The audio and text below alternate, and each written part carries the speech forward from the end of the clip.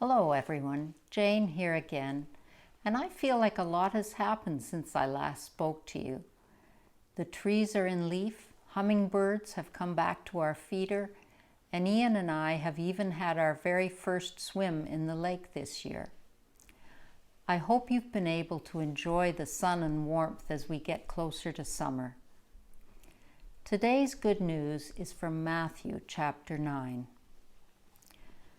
While Jesus was saying these things to them, suddenly a leader of the synagogue came in and knelt before him, saying, "My daughter has just died, but come and lay your hand on her, and she will live."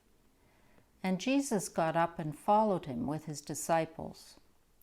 Then suddenly a woman who had been suffering from hemorrhages for 12 years came up behind him and touched the fringe of his cloak. For she said to herself, "If I only touch his cloak, I will be made well." Jesus turned, and seeing her, he said, "Take heart, daughter, your faith has made you well." And instantly the woman was made well. When Jesus came to the leader's house and saw the flute players and the crowd making a commotion, he said, "Go away, for the girl is not dead, but sleeping." And they laughed at him. But when the crowd had been put outside, he went in and took her by the hand, and the girl got up.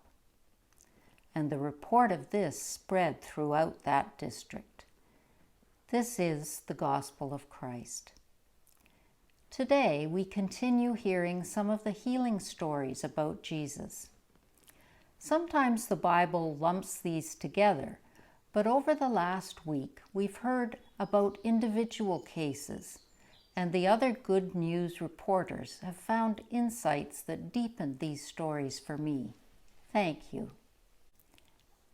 The two healings today are interwoven. First, a high-status Jewish leader begs Jesus to come to his daughter who has died. But before Jesus gets there, he's interrupted by an anonymous woman in the crowd, a woman with a chronic bleeding condition, which would have made her ritually unclean. Maybe that's why she doesn't speak to Jesus, but just furtively touches the edge of his cloak. That touch is enough. Jesus doesn't criticize or reject her, but turns to her saying, "Take heart, daughter, your faith has made you well." When he gets to the leader's house, the mourners scoff at Jesus. No point in his coming, the girl's already dead.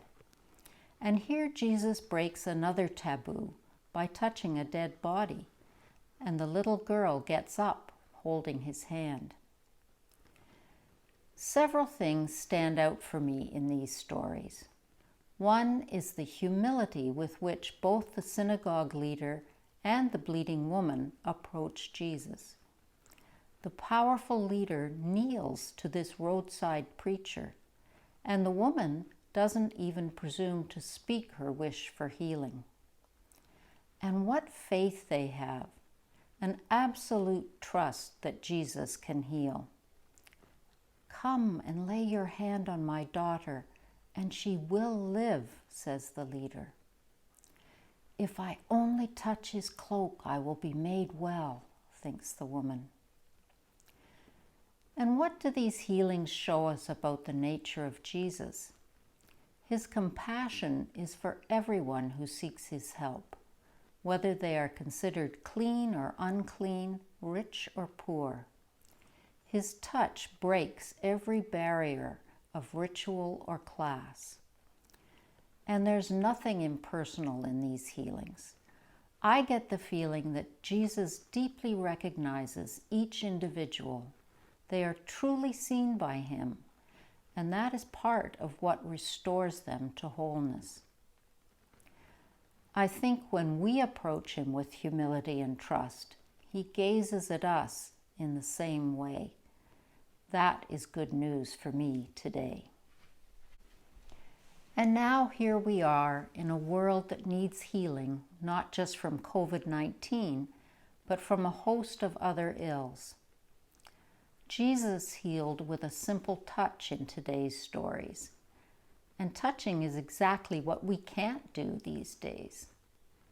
Maybe instead we can offer kind words and warm smiles, and through those gestures affirm people and see them as Jesus did.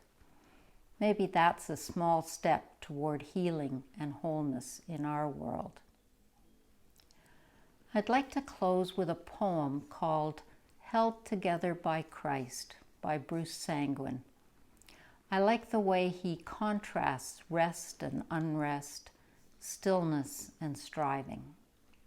Here it is.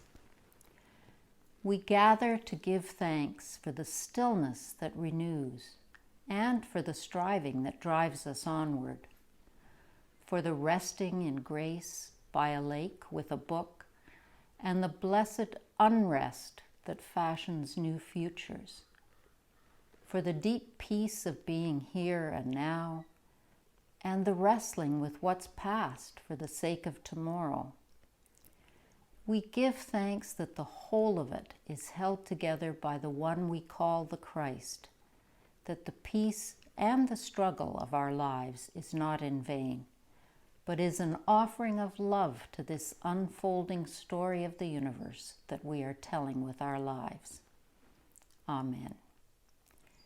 Stay safe and well, enjoy the unfolding of summer, and please come back tomorrow for more good news with Carol.